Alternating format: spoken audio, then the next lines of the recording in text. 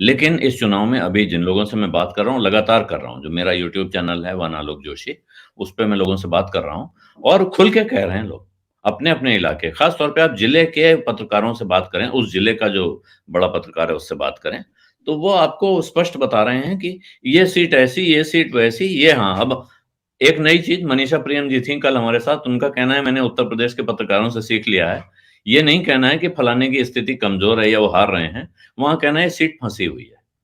तो फँसी हुई वाली भाषा में बोल देते हैं, लेकिन बोल देते हैं कि ये सीट फँसी हुई है, ये सीट निकल गई है, यहाँ इतनी सीट बीजेपी की, यहाँ इतनी सीट समाजवादी की, बिल्कुल इस मुद्रा में तोड़-तोड़ के लोग बता रहे हैं।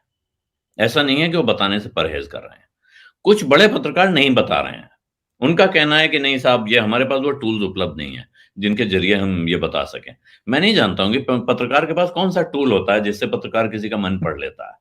ये टूल वाली जो भाषा है ये इन एजेंसियों की कृपा है, जो एजेंसियाँ चुनाव के एनालिसिस के बड़े-बड़े व्यवस्थाएँ लाई हैं।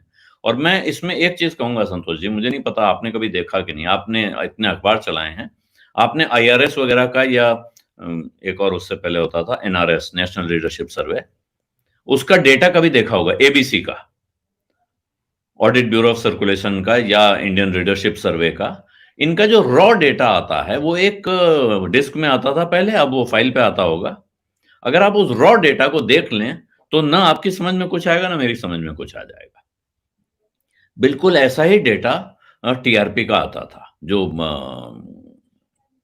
जब तक टीआरपी चल रही थी। अभी 17 मार्च से फिर खुलने वाली है, तो 17 मार्च को फिर फैसले आएँगे। अब ये डेटा क्यों ऐसा आता है? क्योंकि आपके देश के जो 100, 200, 500, 1000 अखबार हैं, सब आपके सब्सक्राइबर हैं। वो आपको पैसा देते हैं कि आप ऐसा सर्वे करें। अगर इस सर्वे में उनके काम का कुछ नहीं निकलेगा, आप सत्य बता देंगे कि ये सबसे बड़ा अखबार है और ये सबसे छोटा अखबार है, तो इसके बाद उनके पास जानने के लिए कुछ रह नहीं जाएगा।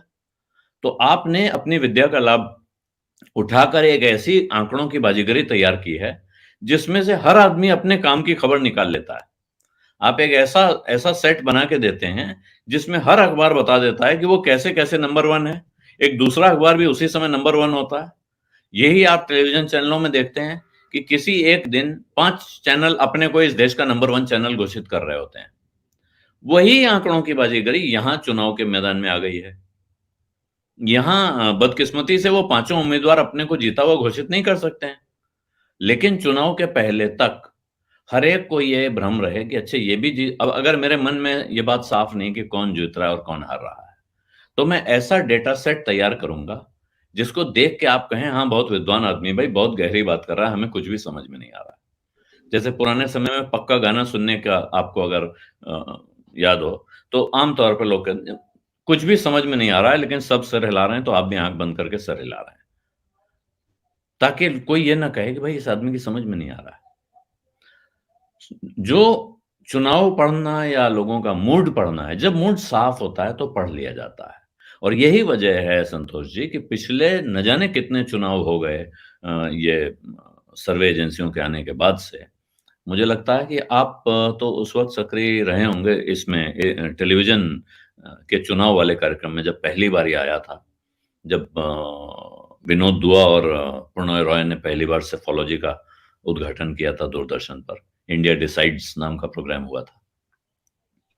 तब से अब तक किसी भी चुनाव में किसी भी सर्वे एजेंसी ने इस बात का प्रेडिक्शन नहीं किया है कि इस राज्य में या देश में एक लहर चल रही है, जिसमें एक पार्टी दूसरे सबको साफ करने जा रही है। बीच के चुनाव ये आगे रहेगा, ये इतनी सीट ला सकता है, ये उतनी सीट ला सकता है। लेकिन 3/4 बहुमत मिलने जा रहा है, ये प्रेडिक्शन करने वाली कोई एजेंसी अभी तक सामने नहीं आई है। ये प्रेडिक्शन सिर्फ जनता के बीच में घूमकर, उनका दिमाग पढ़ के, उनका मन पढ़ के और कई बार 20 साल के अनुभव से आता है कि वो मनुष्य 20 साल इसी इलाके में रहता है। वो लोगों को इतनी अच्छी तरह से जानता है कि अगर वो यूँ-यूँ सिर हिला रहे हैं, तब भी उसे पता है कि ये हाँ कह रहे हैं। ये दिखने में लग रहा है कि ये ना कह रहे हैं, लेकिन सच बात ये है कि ये हाँ कह रहे हैं, क्योंकि इनकी आदत है ऐसा करने की।